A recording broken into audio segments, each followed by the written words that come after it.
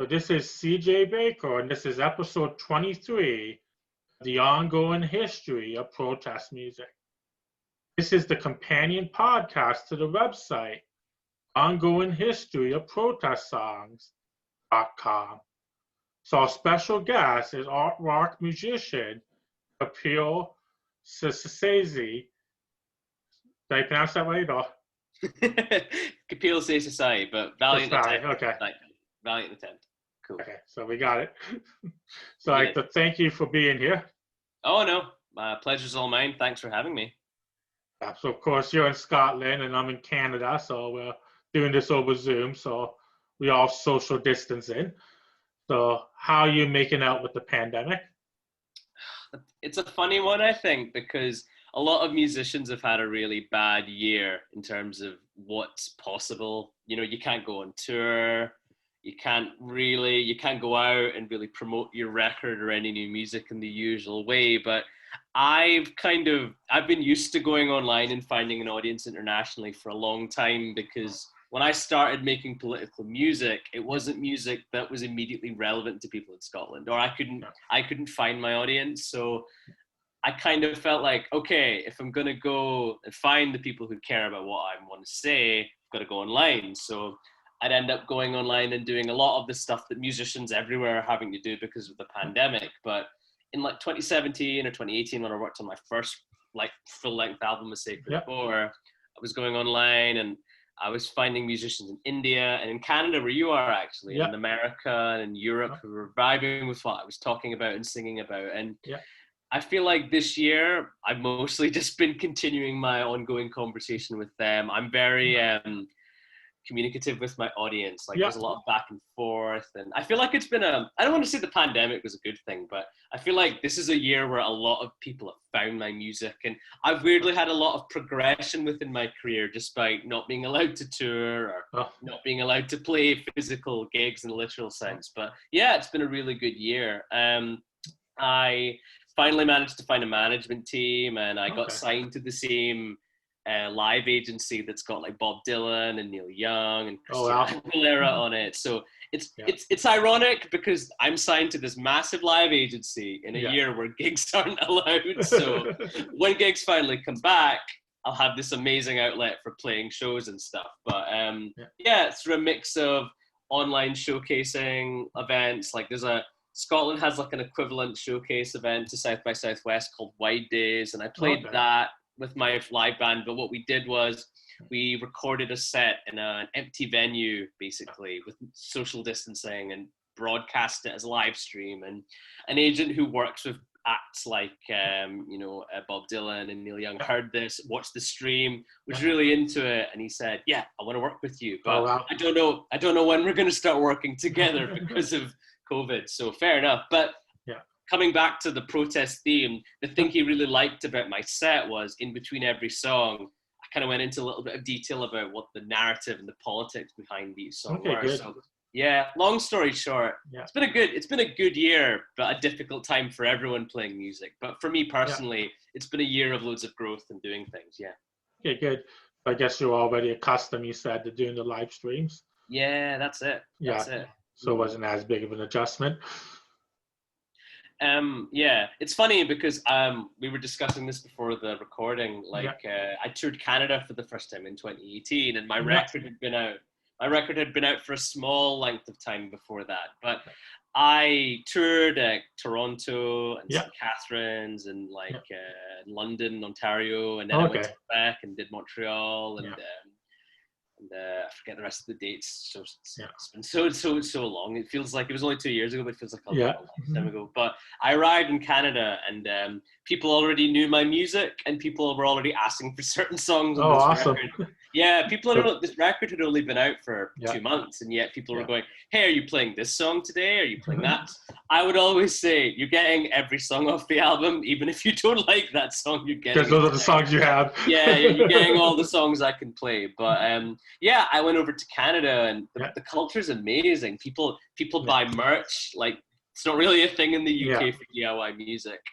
People buy merch. People engage with your stuff. Again, if you're from Scotland and you play to other people in Scotland, it's not exotic to be playing to people in your hometown. But you know, all of a sudden you're in a room full of people who sound nothing like you, but Yeah. some of their struggles are the same as yours. And, you know, when you're talking about politics and Yeah. everyone in the room's vibing on that, it's a really powerful thing. And Yeah. going to Canada made me realize that there was a lot of purpose to what I was doing. And I would have never learned that if I just stayed in the UK. So yeah, it's nice to be able to get out there and meet people who vibe with what you're doing, and, you know, meeting people online, etc. Yeah. Because Toronto has a very diverse cross Yeah. section of people. And some of those other places you mentioned, like Mhm. St. Catherine and London, maybe not as diverse, but the college and university towns. You get a lot of the young people that tend to be a bit more open-minded. I remembered now, it was Montreal and Ottawa that I played. Oh, okay, yeah. Yeah. And Ottawa was Ottawa was a really moving show for me. It was like, we played this tiny show in like a bookshop. It was like a bookshop / coffee place, but I was tour support for a much more famous artist who'd sold out the venue. But I kind of assumed, hey, I'm just opening for this friend of mine who's way more famous than I am every night. And everyone, I'm just kind of rushing through my set so that the main act can come on and blow everyone away. But I arrived in Ottawa, and quite a few people had arrived more to see me, and that had never happened to me before. Oh, wow. I think when you're an independent musician and you're not used to filling big rooms and stuff, it's a big deal, especially when you've traveled 24 hours or something all door to door just to get there. You think, hey, no one knows who I am. You know, why? Who's going to care what I've got to say? But to have folk come up, it's sometimes you know, I'm sure other musicians you've interviewed have this experience where you really care about a cause, you sing about it, and then someone comes up to you at the merch desk and said, I felt that thing that you sang about. And that's like the biggest feeling. It makes you feel like everything you've done feels really meaningful, even if just for that second that someone says that to you. So yeah, getting online and chatting to people has been amazing. Awesome experience there. So you already touched upon that. In 2018, you released your debut album, A Sacred Ball. So what was the motivation behind that album? Yeah, so the principal thing I wanted to achieve with that album was I wanted to discuss and kind of raise a bit more awareness of this really underreported human rights tragedy, the Indian caste system, which is like a social hierarchy originally within Hinduism, but eventually ended up in like Sikhism and Islam and Christianity as well. And wherever South Asian people kind of migrate to, and in India itself and in Pakistan, etc., you know, there is this social hierarchy, and it brings with it a lot of weird kind of sectarian, like cultural kind of bigotry almost. It's like someone, like a caste is a social hierarchy. It's almost like a social class. And the way I think about it, the easiest way I would think about it is to describe it is you are born into a certain caste, and that comes with its own share of either privileges or, you know, their lack of almost. So if you come from a high caste in the pyramid, you know, everyone below that pyramid has to, you know, weirdly bow down to you as if you're entitled to their time and their resources. And you're entitled, you know, you're not just entitled to other people's time and attention, but you get opportunities. And, you know, I would describe it as when someone's born into, you know, say someone in the West is born into a background where their mum and their dad are really well connected. They're high up politicians. They know people in the banks, and they've got these opportunities. You know, you can always spot it when someone who might, you know, someone from a really middle class or above background claims they've worked for everything when they were probably born into loads of opportunity. You know they didn't. They just don't want to tell people that. That stays in small print. Caste is really similar. It's like you're born into an upper caste family. You know, you have access to, you know, networks of other upper caste people if you want to migrate out of India. But the weird thing is you have to kind of stay within your caste. So you have to keep the purity almost by only marrying people of that class and only hanging out with people and being friends with that. And the weirdness kind of, and the dissonance comes when people of different castes want to feel equal, or they want to intermingle or marry or whatever. And I wanted to report on things like there's a lot of bigotry from upper castes to lower ones, thinking that they're not as good as they are just because of the way they're interpreting a Hindu holy book or a Sikh holy book or whatever.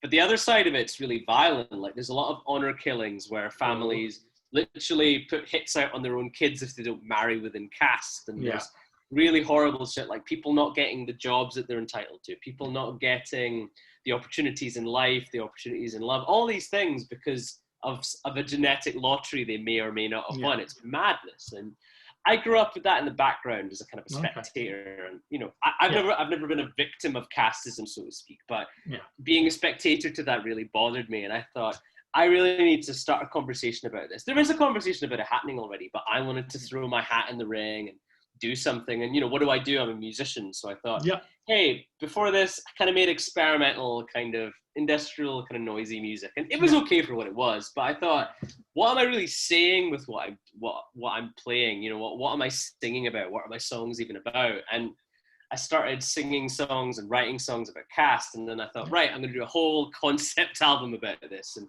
talk about all the different ways caste manifests itself and all the negative things about it, but also celebrate the bravery of people who are singing against the horrors of caste.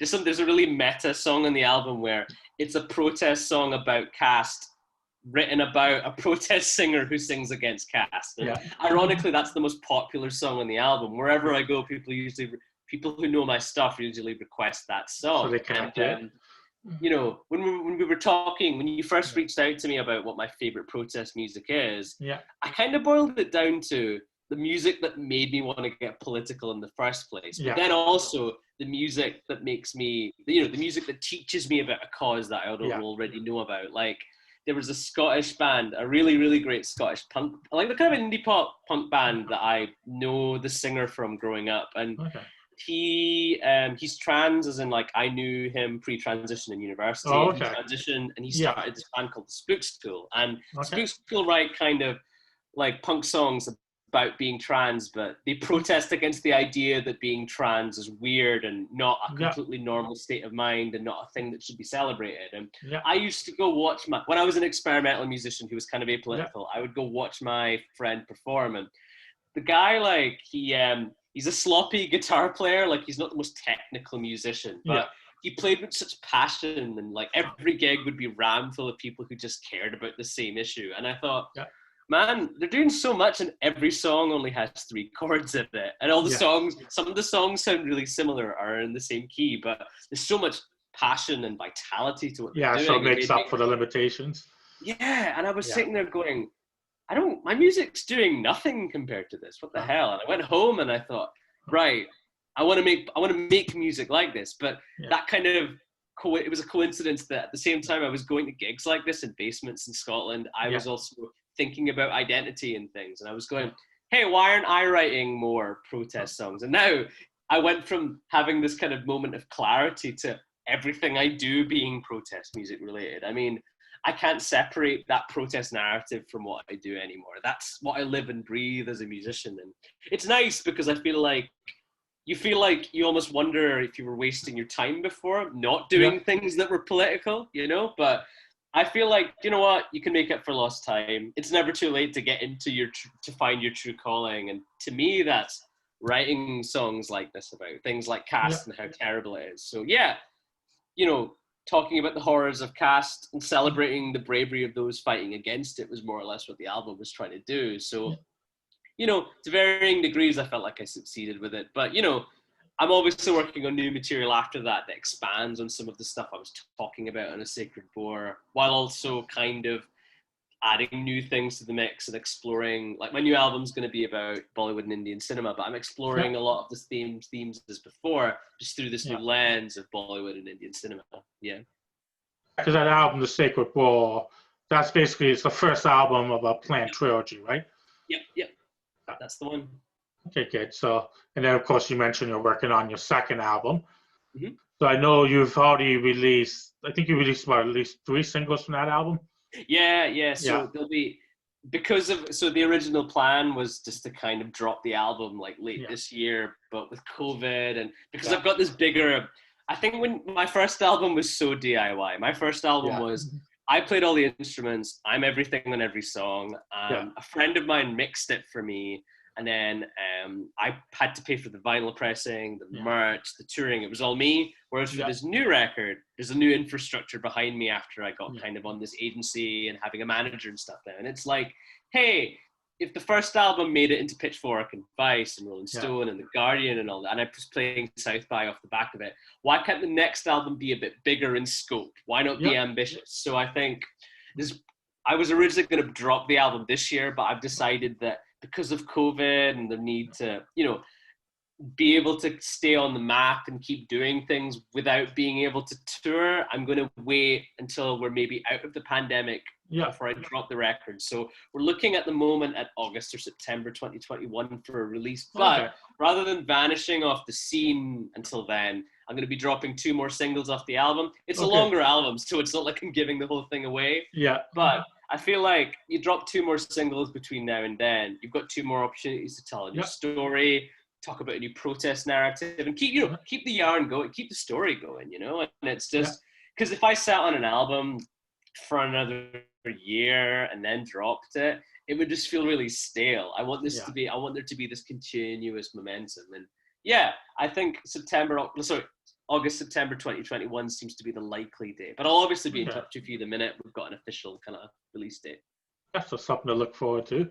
Yeah, that's it. But for now, you're whetting our appetite with the singles, and I know some of the singles have remixes as well. So, so the remixes thing was really fun because I'm a punk guy at heart. I'm just, I'm used to doing. I'm used to put out a single, maybe you'll do a music video, but then the most important thing is, you get on Gmail and you send 100 emails out and you try and speak to every promoter in the country and you try and get shows up and down the UK. The UK is really small, so you could play a 10-date tour and cover every region of the UK. It's not really possible to do like a 60-date tour unless you included Europe or North America. Whereas in Canada, you could just keep going because of all the distances and stuff and all the massive places you could cover. Yeah, because we don't have as many people, but we're broad. Yeah, that's it.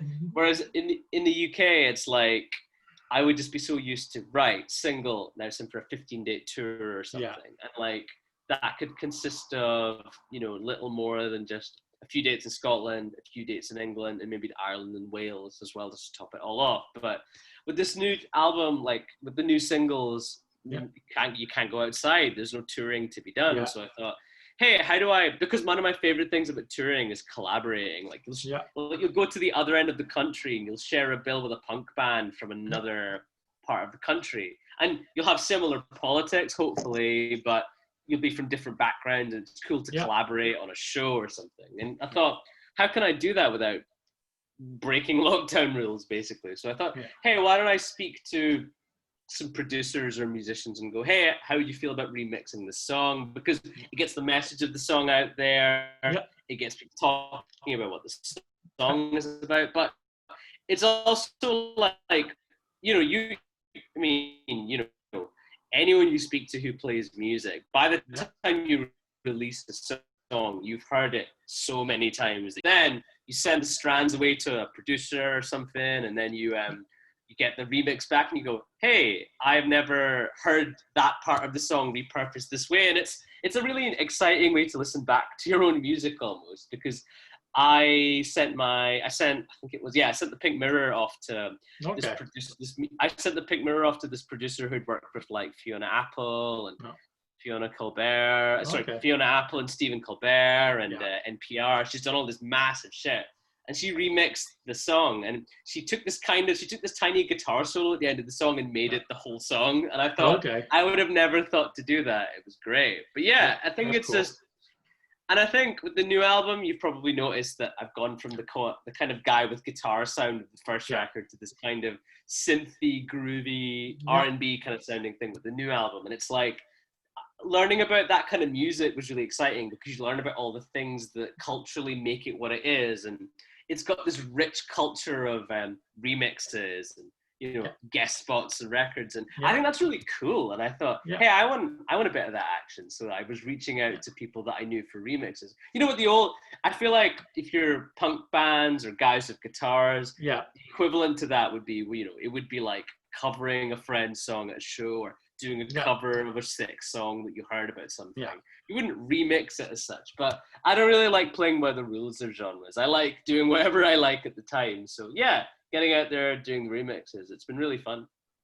I think nowadays, like you talk about punk, I think true punk is not following the rules. So Yeah, so exactly. sometimes you're punk by not being punk. So The funniest, yeah.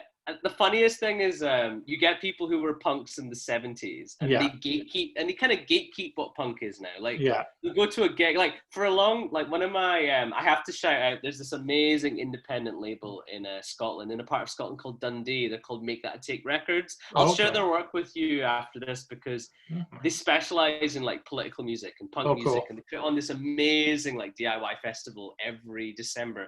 Obviously couldn't do it this year because of COVID, but for like yeah, 16 years before that, every yeah, single year. And they were one of the first people in like Scotland to really give me a chance because my music falls into loads of different things. And a lot of yeah, people kind of go, this isn't really punk. There's like loads of drum machines and like loads of synths and stuff. yeah, This doesn't sound political to me because it's not guy with guitar or, oh, yeah, this doesn't remind me of Crass or DB yeah, Punk. Ergo, I will not listen to this. This isn't yeah, true punk or something.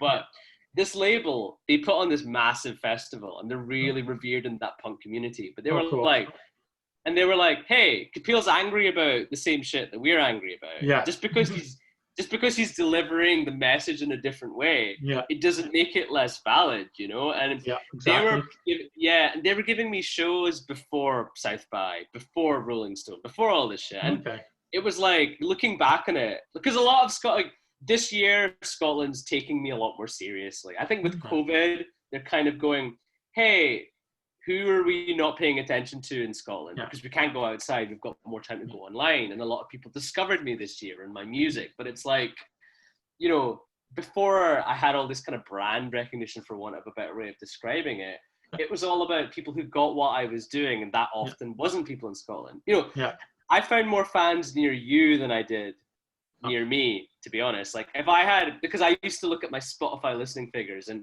I'd have way more listens near Toronto than I did in Scotland for years. Wow. But it's like, the only reason I'm finding an audience now in Scotland is thanks to like punk guys like Derek from Make That a Take and Okay, cool. You know, people who are open-minded, but as you said, not going, hey, punk is stuff that generically sounds like a dictionary definition of what punk should sound like. You know, Derek was like, hey, this is political, you know, it doesn't follow the rules, but that's what punk is. And yeah, exactly. it's really great. I'm so happy people like that still exist because because you get worried that music in 2020 is almost, there's a lot of gatekeeping going on. There's like, this isn't punk, or this isn't rock, or this isn't protest music. And it's all, I feel like there's like this cabal of old dudes just commanding everything, going, hey, this is my definition of music, and that's all there is. And it's cool that there's people out there who are still open-minded. And I'm really thankful they exist for that reason, you know? Cool. So we mentioned like the couple of the songs on the album. So one of the songs which we featured on the website, and I know you released the video for, is the Gario.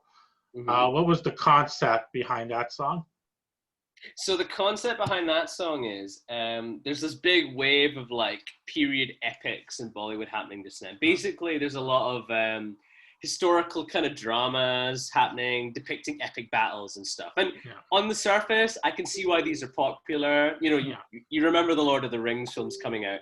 Epic battles are just like, you know, they're such a crowd pleaser and people go out to see them in droves and stuff. But it's like, in Bollywood, these films are coming out with some really like dark politics in mind. And I kind of thought, hey, I want to write a song about this. So the Gariel's about the fact that there's a lot of, for want of a better way of describing it, there's a lot of conflict between people of different faiths in India and people of those backgrounds abroad. And namely, there's a lot of fighting between Hindus and Muslims. And essentially what's happening is there's a lot of political unrest in India around stuff like Kashmir and passing of these really big kinds of legislation like the Citizenship Amendment Bill and the National Register of Citizens. And essentially, long story short, these bills essentially kind of the grant specific statuses to people depending on their faith. And that you're treated by the government a certain way if you're Hindu versus if you're Muslim. And there's a lot of unrest because varying groups of people are brawling over whether it's unfair to treat a Hindu this way versus treating a Muslim this way. And there's a lot of, and the unfortunate thing is there's a lot of really violent, violent consequences to this legislation being passed. There's a lot of rioting. Yeah. You know, there's a lot of people burning down places of worship, people burning down temples, people burning down mosques, and there's a lot of, this guy did this to me, I'm going to do worse to him. A lot of tit for tat, eye for an eye kind of stuff. Bollywood's clearly seen this and realized that, hey, Hindus versus Muslims is really profitable right now. What if we made a film that kind of stoked that conflict and got people really riled up? Yeah. By exploiting that, though, they're making heinous amounts of cash. Like, these films are so profitable, like they're so successful. And there's a film from 2018 called Padmavat, which was one of the first really big films to do this, and they stir up a lot of controversy depicting this kind of queen from like Hindu Rajput mythology as being like a love interest for like a Muslim king, and this riled a lot of people up. There were protests before the film media. They were looking for a boycott of the film before they'd even seen it, and all this kind of stuff. And it was like, it made a lot of money despite all of this controversy. So what I wanted to get at with Gariel is, yeah, it's all great. I get the films need to make money, but people are literally burning down places of worship. People are getting into battle with ammunitions and weaponry right now. And there's so much political unrest without you stoking tensions further, just for the sake of a quick buck. And I just think that it's a really irresponsible thing. Bollywood's not short of money. Even in the pandemic, it's like one of the most profitable film industries, if not the most profitable film industry in the world.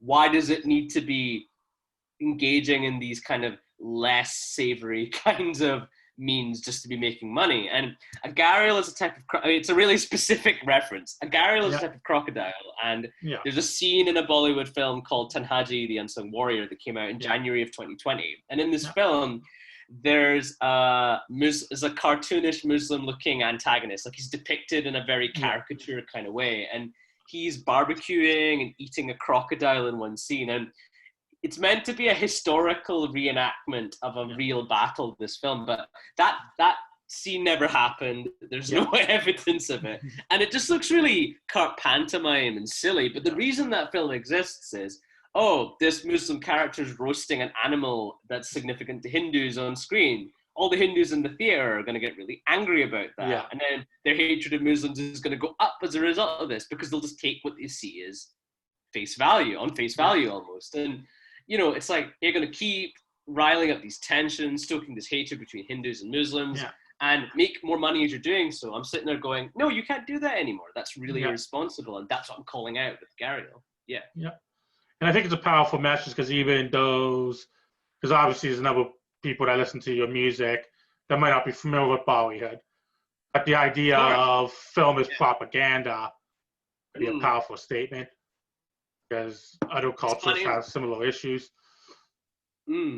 It's funny because my music attracts like really like disparate groups of people, I think, because I think there's a lot of people who like kind of protest like punk music who love my stuff. There's people who love my music who like indie classical music, but there's also people who like random influences I've got. Like, I really love, like, there's this era of guitar music from the early 90s from like Merge Records and American labels like Skin Graft that I absolutely adore. And I ape a lot of those guitar bands and the music, but you've got people who love that kind of music and they find that in what I do and they listen to it. But they'll find themselves listening to a song I put out and going, hey, I love the guitar part in this song, but what's it about? And they'll go and they'll read about it. And people have learned a whole lot from the stuff I sing about. And people come back to me and say, hey, I didn't know this was a thing. Like, so many people went, the caste system affects billions of people. And yet I had no idea until like I heard your album. And that's really humbling, because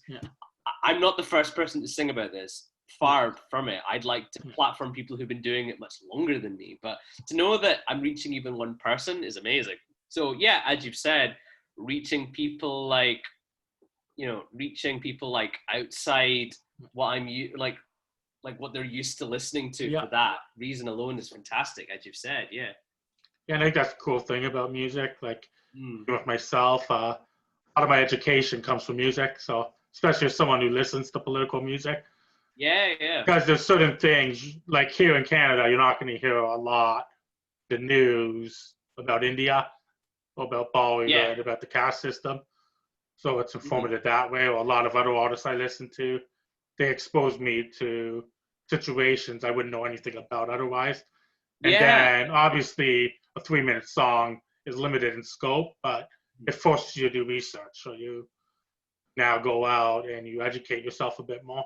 Yeah, it's a funny one as well, because I think people have noticed with my newer material that a lot of it's a lot poppier than my older stuff, which is a bit more difficult to listen to in places. But the way I see it is, if you find a song really catchy and you listen to it a few times, you're probably way more likely to Google what that song is about than if I release like a 20-minute drone song and say it's about something. You might listen to it once or you might like it live, but what are the chances loads of people are going to Google what that song's about? It's probably quite slim, you know? And the thing I noticed as well about my first album, the fourth track on the album, The Ballad of Bunt Singh, which is the song about that protest singer. It's probably the catchiest song on the album, but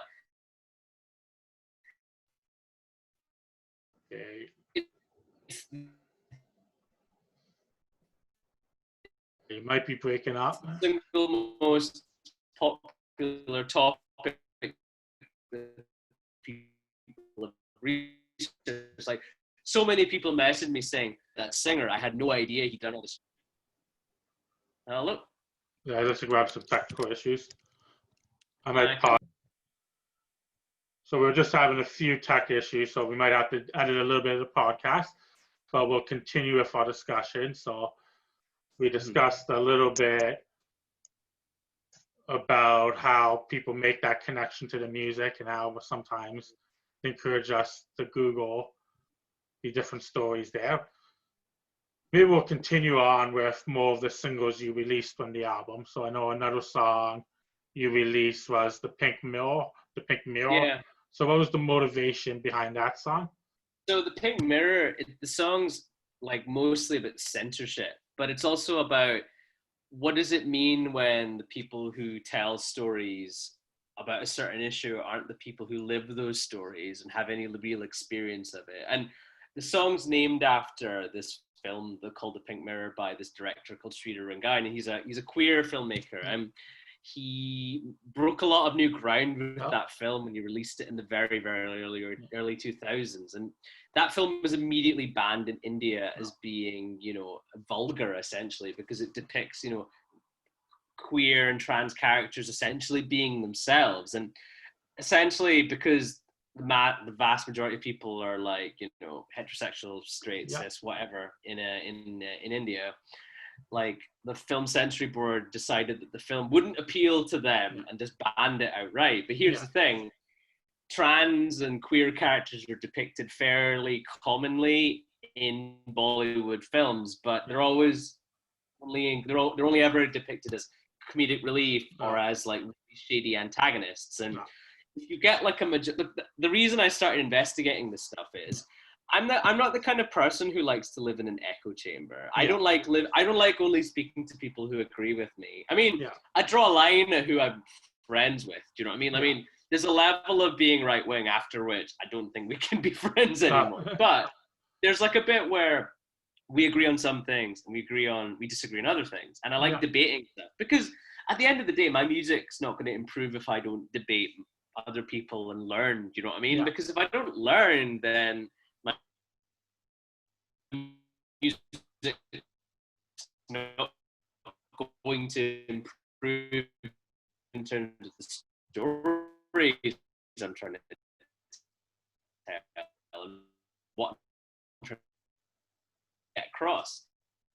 I want to know that what I'm trying to, right-wing people about things like caste and what I'd written had a lot of like transphobic. Why is it that being right-wing in India correlates so visibly to me anyway, with being really like, weird about trans people or non-binary people or gay people or, bi people or whatever. It's like, why is being right-wing suddenly correlating with that? But then I realized that a lot of people who are centered to right-wing in India and stuff and might disagree with what I sing about, they've probably grown up with these really one-dimensional depictions of, LGBT plus, like Q plus Yeah. people in media, and you grow up with a really one-dimensional caricature or stereotype, and you don't question it. And if you've not met a queer person or trans person in real life, you've probably gone, oh, they'll be just like I've seen in TV. They'll be like, a silly drag queen, or like someone who's really villainous and like out to sexually assault people, as is really common in the depictions in Bollywood cinema.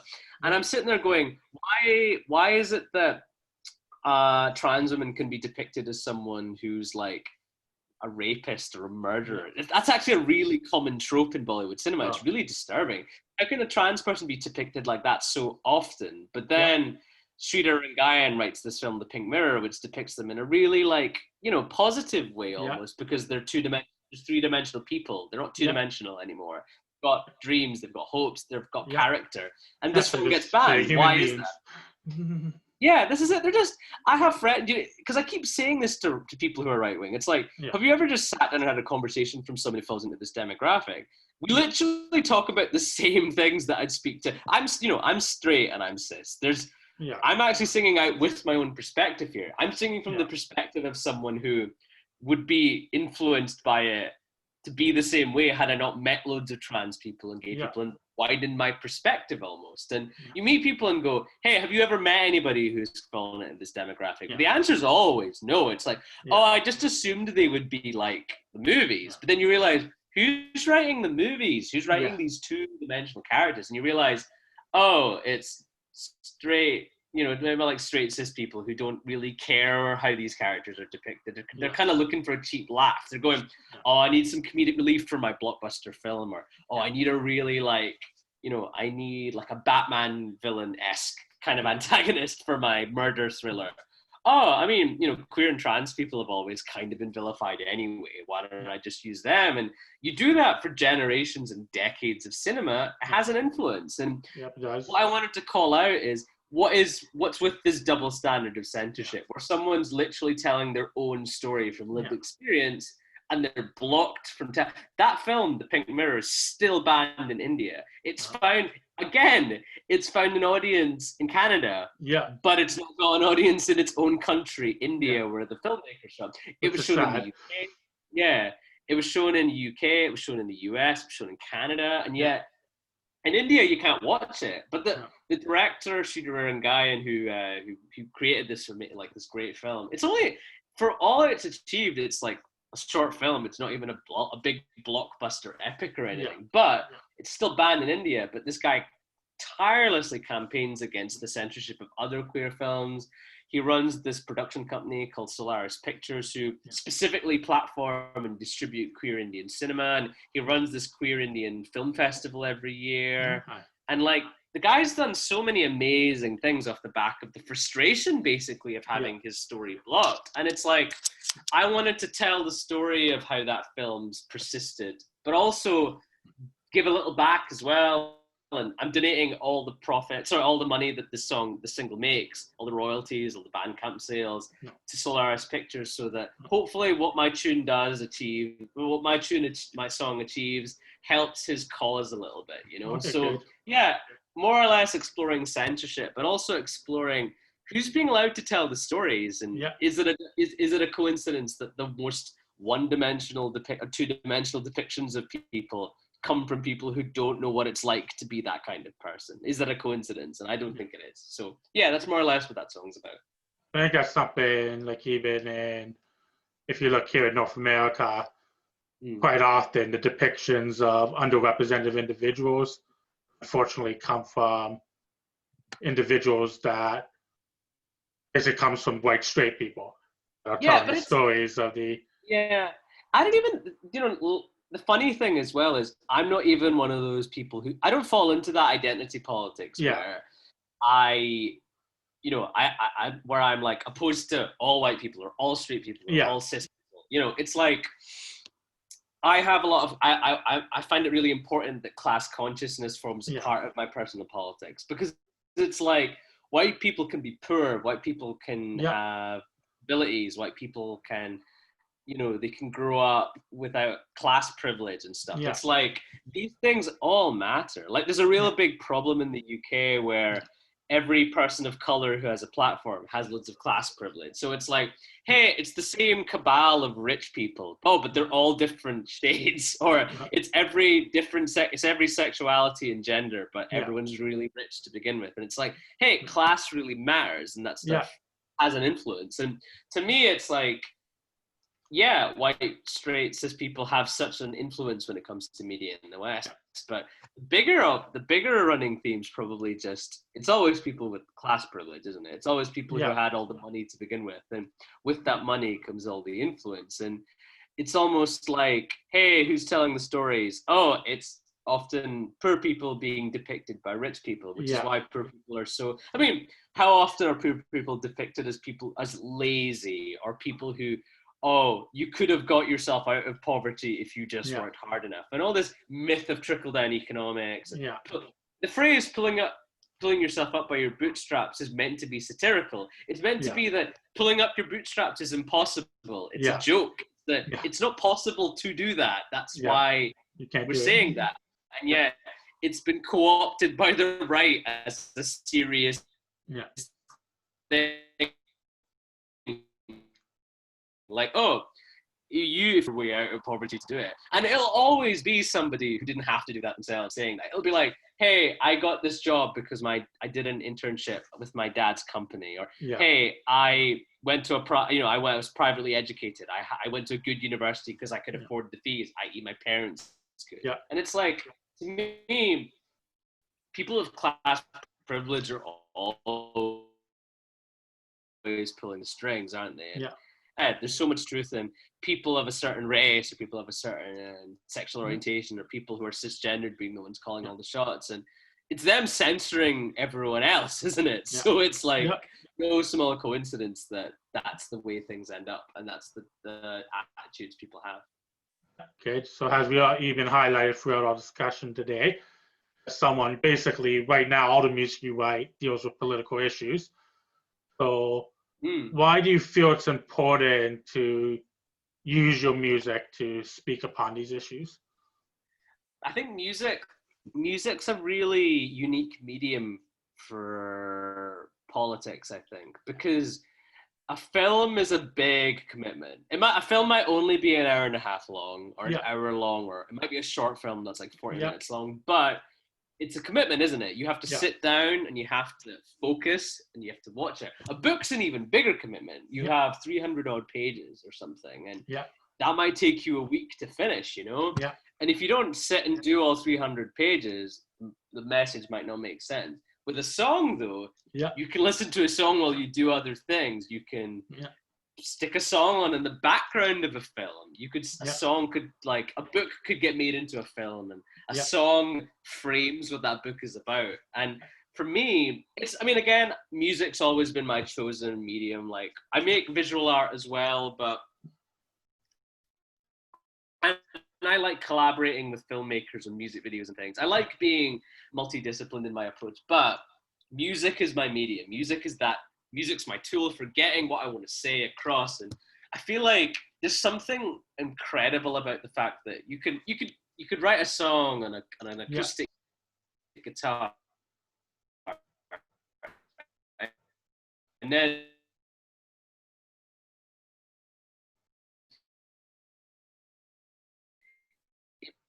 has three music. My music's kind of the opposite. It's kind of synths and industrial kind of percussion coming in and out.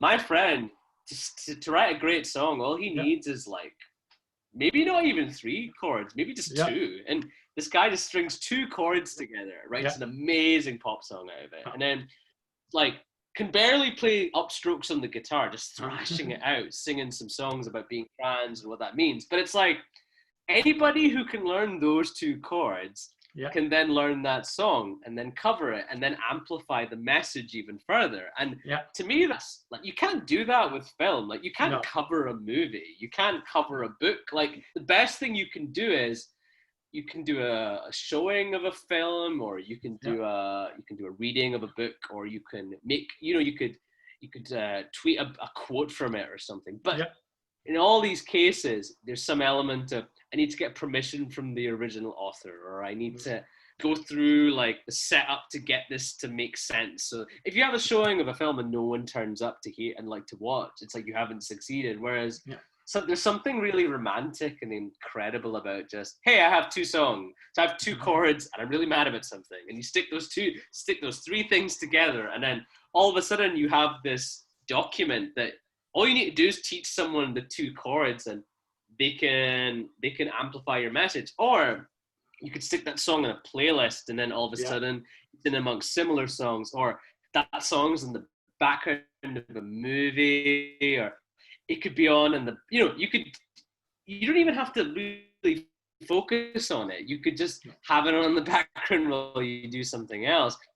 Music's there's something really like, I don't know how to describe anything. It could be everything and it could be nothing all at the same time. And I feel like there's something really dangerous about that, but there's something really like powerful too. Like you can just kind of, and I feel like, one, because I feel like the first thing I was ever good at was playing the guitar and singing songs. Yeah.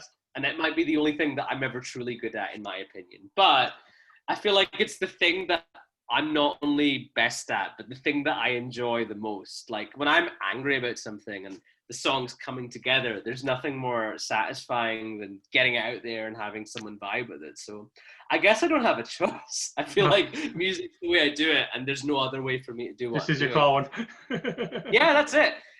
I really wanted to, I was thinking about this before this interview. Is there a non-cheesy way of getting this across? But it's the only way I can articulate it. It's like, there's no other way for me to do what I'm doing. Like, I feel like if I was a filmmaker, I don't think I could do it as effectively. Like my brain is almost, my brain's programmed in such a way that music is the way that it does things the best. Like everyone's talented in a different way. Like if I was to write a comedy, a black comedy or something, to try and get like a point across. Like I recently watched a great short film about casteism and how terrible it is, but it's like a black comedy and it's great for what it does. Yeah, I could have never written that, but I can write a song that says the same thing, you know? So yeah, I think it's as much about knowing what you want to do. It's about knowing what you're good at and knowing what, because I remember the first time I heard protest music that made me go, hey, this is what I want to do. But then all of a sudden, everything made sense. And all of a sudden I went,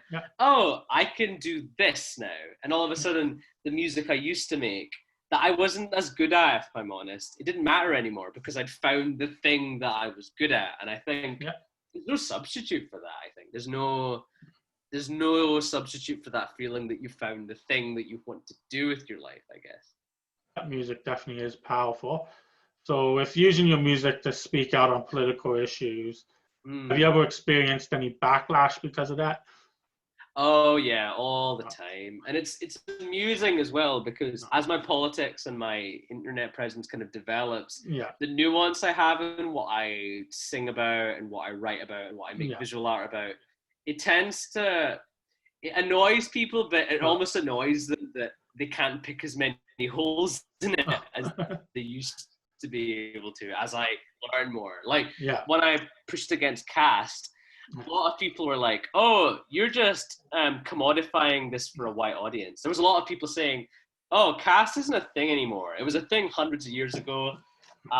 You're just trying to make money off of like a zoo experience where you're like, hey, we're really backwards because we're not white. And it's like a lot of people accused me of commodifying my own heritage to make money. And it's like, first of all, have you heard my music? It's not the most accessible thing in the world. If I wanted to make loads of money, I'd probably produce breakup songs for someone who was like a teen pop star or something. I wouldn't write really dense songs about I wouldn't write about honor killings and stuff. That shit is violent and really difficult to talk about, let alone sing about. So 11 times out of 10, the people who would tell me to shut up were people who enjoyed caste privilege. And it's funny because I noticed this loads in the US and loads in the UK too. It's like people who love talking about a really narrow dimension of identity politics. Like as a POC, I am oppressed. And every problem in my life is because of the white man. They often have caste privilege and they often have class privilege. And if you say to them, yeah, but why is it that your dad was headhunted for a job in the UK or in the US, but as soon as he landed here, there was already a network of other upper caste people to help him find a house, help him find a job, find a local religious community. How did all this stuff just appear for him? Like, this infrastructure existed for him, and it existed because of caste privilege, didn't it? But these people are loath to admit that. The last thing they want to do is admit that they've had a hand in their own success, you know? And it's like very telling that the same people who are like, don't talk about caste, are the same people who benefit from it. So a lot of pushbacks happened online, and like, you know, I feel like if I was touring this year, I would have had more people pushing to boycott my shows. Okay. I had a story specifically where there's a university in London called SOAS, and like they specialize in like kind of Asian, Oriental, and like kind of studies of like that part of the world. They were doing a protest event against the caste system, and they said, okay, we need to get some musicians to play.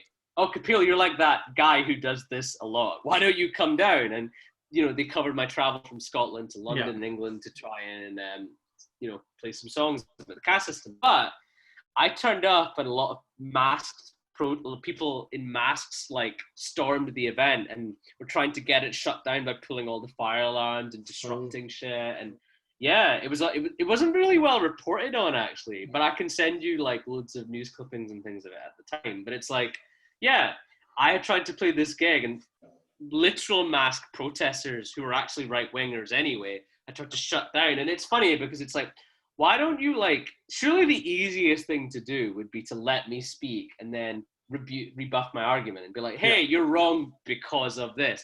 Why are you taking away my freedom of speech? And you realize it's because I'm telling the truth, isn't it? It's like, it's because me and the organizers of this event are uncovering something about you that you're really uncomfortable about. But the funny thing is that caste is something that, you know, I enjoy caste privilege, and ironically so did the people who wouldn't let me say that on a platform. But it's like, the people who kind of, there's a running theme throughout the people who don't like me speaking about what I'm speaking about. I am more than happy to be like, hey, you're not into the kind of music I play. You don't like my guitar playing, or you don't like my singing voice. The style of music I play is very divisive. I've had many people say, I love what you do. I just wouldn't listen to your music if I was, you know, sitting in the house. I wouldn't dance to your music. A lot of people say that. It's funny. The most common thing I've had about the new 3 singles is, I love this so much more than your old music, which is fine. You know, it's much better than if people were like, I loved your first album, you've lost it though, this new stuff, it sucks. It's nice that it's the opposite. So the thing that I've heard the most is that, like, my music's really divisive, but people tell me that like I don't know that. Like, I would rather that a small sector of the population loved what I do than everyone thought it was okay. Because I feel like, what is protest music that isn't divisive? Like, what's the point in protest music that doesn't protest against anything? You know what I mean? It's like, I mean, with that new Idols record we were talking about, I feel like every song has what's popular right now? We better say something about that so that people think we're plugged into the system. And it's like, but if you write a really bland record where you're not making any real points and everything is, hey, this is bad. Hey, nobody, even right-wingers don't think food banks are a good thing. Why are you point on your record? And it's just so basic. And it's like, if you care about a cause, you go deep on that cause. You go into the details. Because that's where the politics are, you know? And for me, caste isn't just saying it's bad. It's explaining where it is. It's about explaining that, hey, that Bollywood song has a slur in its chorus. And that slur is a casteist one. And you've been singing that song along to the radio for months, but did you know that it's a really offensive slur? It's on par with the N-word or something. And yet, you've just been singing it because it's mainstream. You think mainstream means it's okay.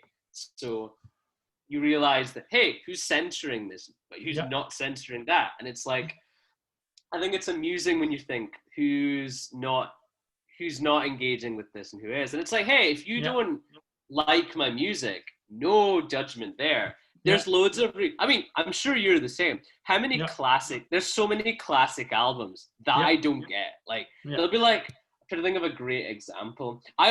She's not a protest musician per se. I adore Joni Mitchell, but I only adore her later period where she was kind of like a more jazz. experimental. Yeah.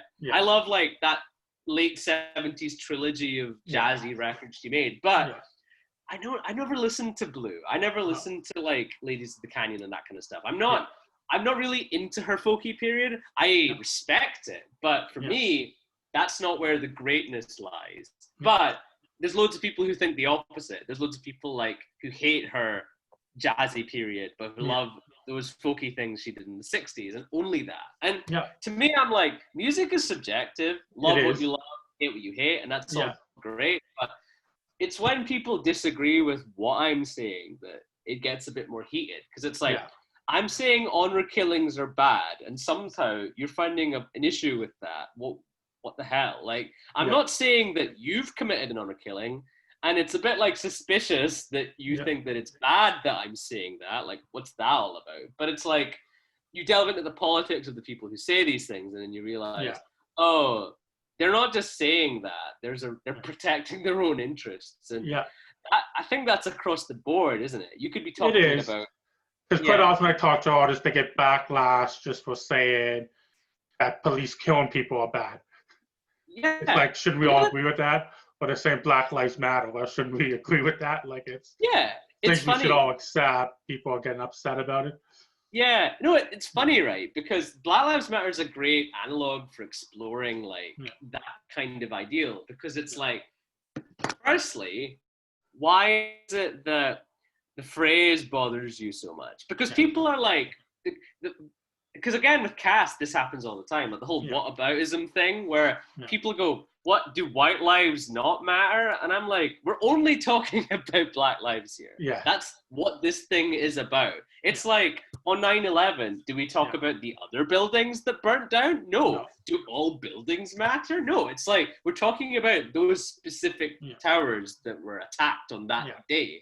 And you'll see the cruel irony as well that people who love saying all lives matter tend also to be the same people who hate refugees coming into the country who are fleeing war, usually caused by Western democracies going into that country and bombing the shit out of them. It's like, oh, so we're allowed to bomb them for oil, but they're not allowed to flee. But when they're fleeing war, all lives don't matter. But when Black people just don't want to be shot in the street, Black lives don't matter. It's all lives matter. And that kind of lack of, and you could apply that to anything. Like, I remember when the whole Blue Lives Matter thing came up, and people were like, I believe in the police to do what they want. But then the police are saying, hey, don't just wear a mask in the supermarket. Yeah. Hundreds of thousands of people have died. Yeah. We're not saying wear a mask at home.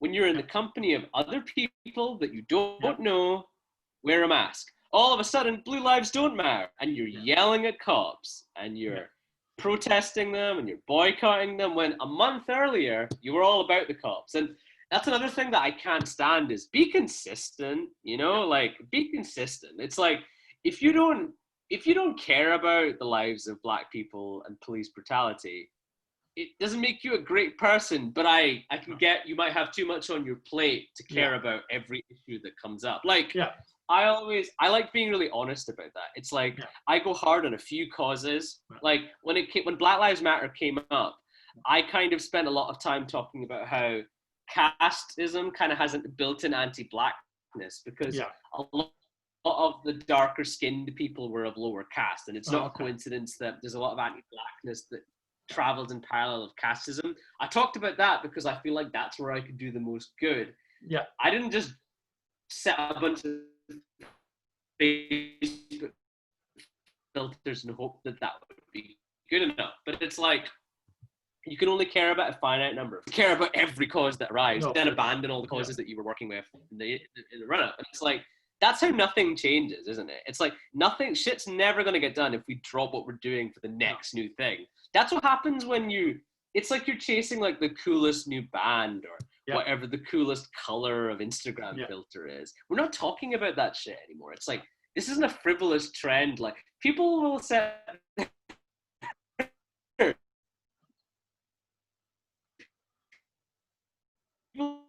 their profile pic on Facebook too.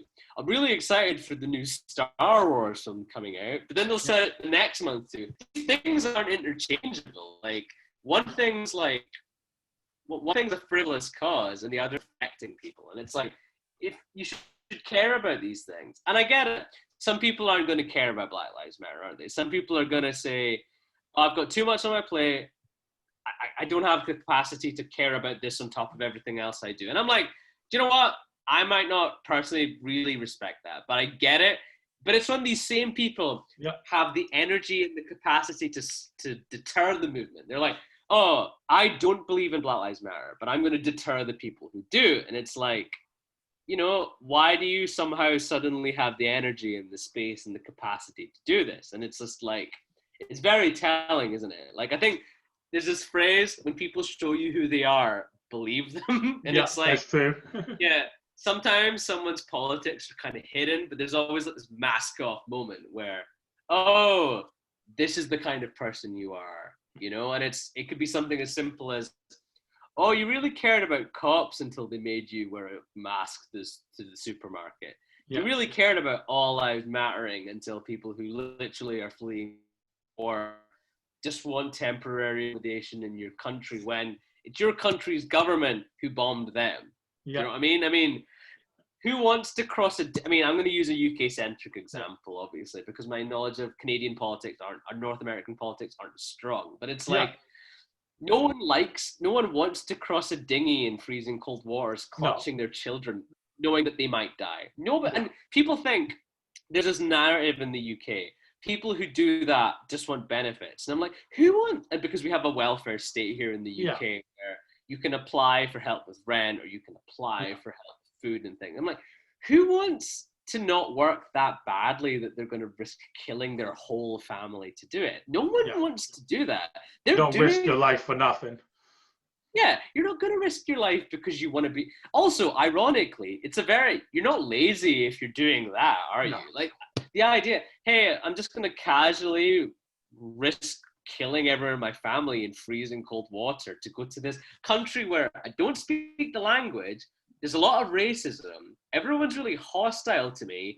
And the weather is terrible all the time. Who would leave their country, their home country, to do any of that? Oh, because you might get housing benefit. Housing benefit isn't that good, guys. Yeah. The reason people are fleeing is religious extremism, war. Like, this shit is really terrible. And yet, you're just constantly meeting people who don't have this basic understanding. And I don't know what you're like, but I go blue in the face arguing with people online. And I've learned to know when to disengage because some people only go online to confirm what they already know. People Google the conclusions they want and then go, hey, this blog that's not been peer reviewed agrees with me. Ergo, I win the argument. And it's like, anyone can go on Tumblr and write something.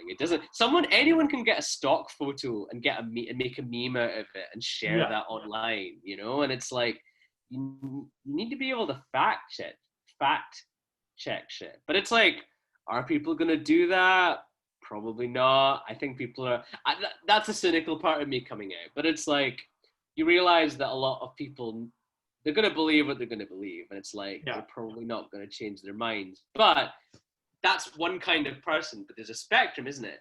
For every one person there is like that, there's a person who's maybe softer on that kind of rhetoric who'll go, oh, I didn't know that. And listening to a song could be all it takes to change their mind. And that's what I'm all about, I suppose. And that's a mission statement, if anything.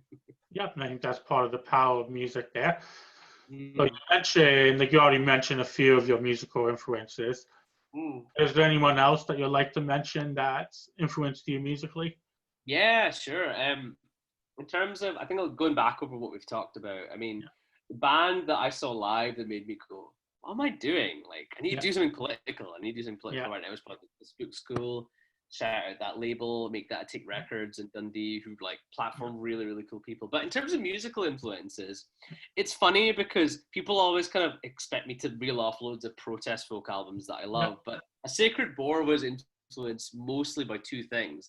The films of this filmmaker called Satyajit Ray, who made the Apu trilogy. Apu from The Simpsons is named after this trilogy of films that he did. That's like the thing that put him on the map a wee bit. But this filmmaker made loads of socially conscious films in the 50s and 60s and 70s. I'll link you to his stuff after the chat. But he made all these films, and caste was one of the things he kind of talked about. He talked about poverty and class and caste. And I watched his movies and was just really moved by them. And I thought, wow, I really want to write some tunes that give me the feelings that this film had watching it. So he's not a band or anything, but that filmmaker definitely did it for me.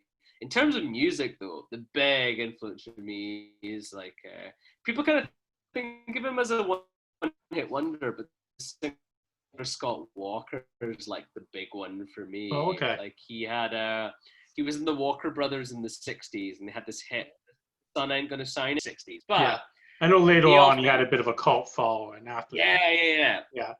I am, So later in his life, he had that cult following, and I'm like an upper tier mega fan of that, like that cult basically, where it's like he released this album called The Drift in 2006, and if you thought my album was a difficult listen in places, oh man, I can't stress it enough though. Go and listen to it, because in terms of protest music, like no one's doing stuff like that. This album is 14 years old, and it's still leagues ahead of the shit people are doing these days. And I listened to this album, The Drift by Scott Walker, in 2009. It had only been out for like 3 or 4 years at that point, but it's like, it came out and it just blew my mind. Like, I feel like it changed, like the chemicals in my brain almost like changed listening to it, because it's no, I can't stress it enough. Like the music on it, the first time you listen to it, the music on it sounds really alien, and you think, and you go, why would someone make music like this? But then you come back to it and you don't know why, because there's something about that makes you go,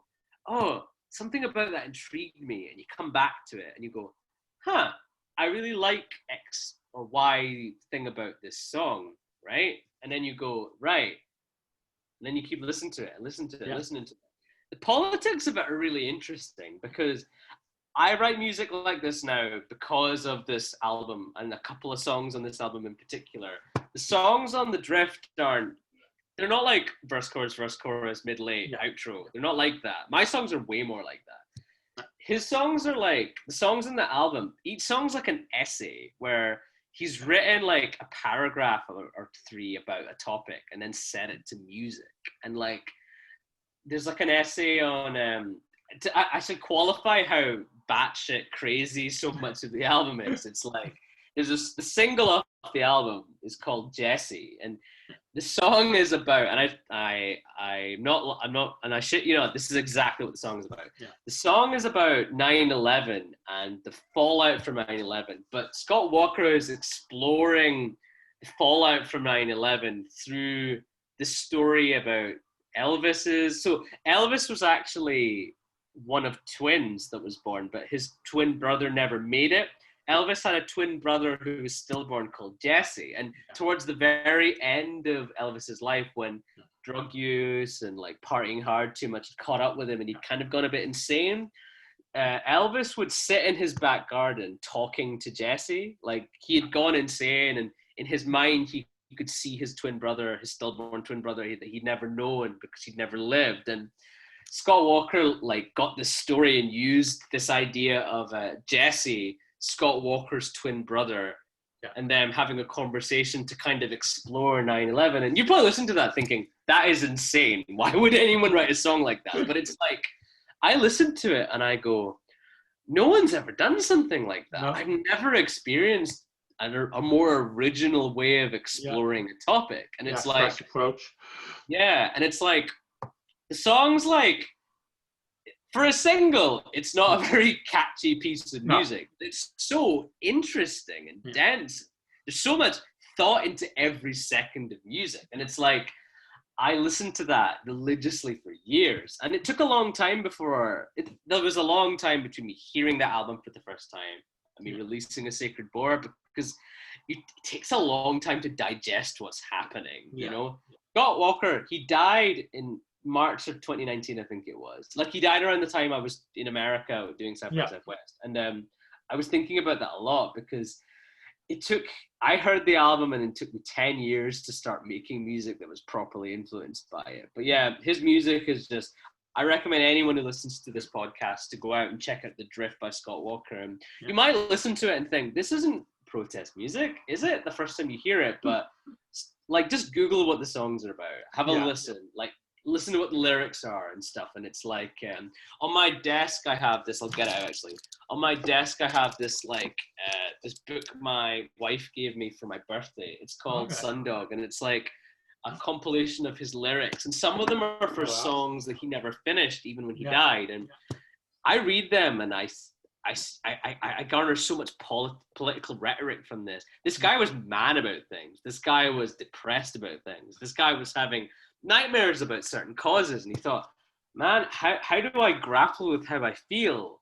He did it. He did it through song again, and it's like he had this medium through which he processed his emotions and his opinions, and that's how it came across. So yeah, long story short, man, Scott Walker changed my life listening to that guy, and like I wouldn't be doing what I'm doing today had it not been for that album and for what influence he's left, for that legacy he's left behind. I mean, I have loads of other more like, you know, obvious influences when it comes to what I do. I mean, my last record, it's like I'm really into D'Angelo, his last two records. Again, years between each record. Like R&B is such a political genre and people don't give it that credit. Where a really big influence on that new album is Solange and her music, and her record, A Seat at the Table, is beautiful. Oh, that's a powerful album. Yeah, and it's just like, it's so angry though, isn't it? And it's like people are so angry. She's so angry about race. She's so angry about women in the music industry. She's so angry about, and she talks about, she distills experiences like even her dad went through on her songs. And it's like, I listen to that and I go, that's every bit as political as a Woody Guthrie record or a Bob Dylan record for me, you know? And it's like, for me, this new kind of music I'm making in terms of the old album and the new album versus the old one, it's no less political for me, even if I'm approaching it in a slightly different way. So I hope that answers your question there. Yep, it does. And I think that's an important thing. And that's even something we try to do at the website. There's more than one way to deliver the message through the music. For sure. Not just, so as you mentioned, it doesn't have to be a folk singer for guitar. I mean, approaches. This is it. I mean, and it's a thing like I run that website that I run, DesiFuturism.com, is almost like the more positive side of, with my music, I'm critiquing a lot of negative aspects of being South Asian. With my website, I'm almost like, here's this person doing this awesome thing. Have a read about them. I'm going to interview them. And like, I've actually interviewed a producer who worked on A Seat at the Table by Solange. So that was a bit serendipitous, actually meeting one of them. It was great. But like, one of them, I interviewed a writer for HBO who's doing loads of anti-racism and like class consciousness stuff in her work, and just there's loads of people doing really cool shit. And for whatever reason, they're not visible. And I wanna stick my flag in the ground and be like, I'm gonna help you get some visibility. And it's not a massive website. It enjoys a small cult following, but the fact that it's got that following is really humbling. But it's like, I interviewed this rapper called Lush Life, who's the second interview I ever did for that website. He was saying how, and he said this thing that's really relevant to our conversation that we're having just now. He said, hip hop is anything that you want it to be. Like, you could get a ukulele sample and a beatboxer, and you've got hip hop right there. You could have 808s and a synthesizer. You could have no drums and just have someone freestyling it. It's still hip hop. And it's like, I love that. And I think protest music and punk should be like that too. Yeah, and I think we discussed that earlier about what's punk. And it shouldn't be gatekept. And I think it's why, like, I'm a big fan of like 70s rock and classic rock. I grew up with that. But it's like, it's not the dangerous political music anymore, is it? Hip hop's very much kind of taking the torch now, isn't it? And it's like, I think half the reason the hip hop manages that is that it's just so inclusive. Like, you can be anyone and be an amazing rapper or an amazing producer. You just have to be passionate, you know? And it's like, I love that.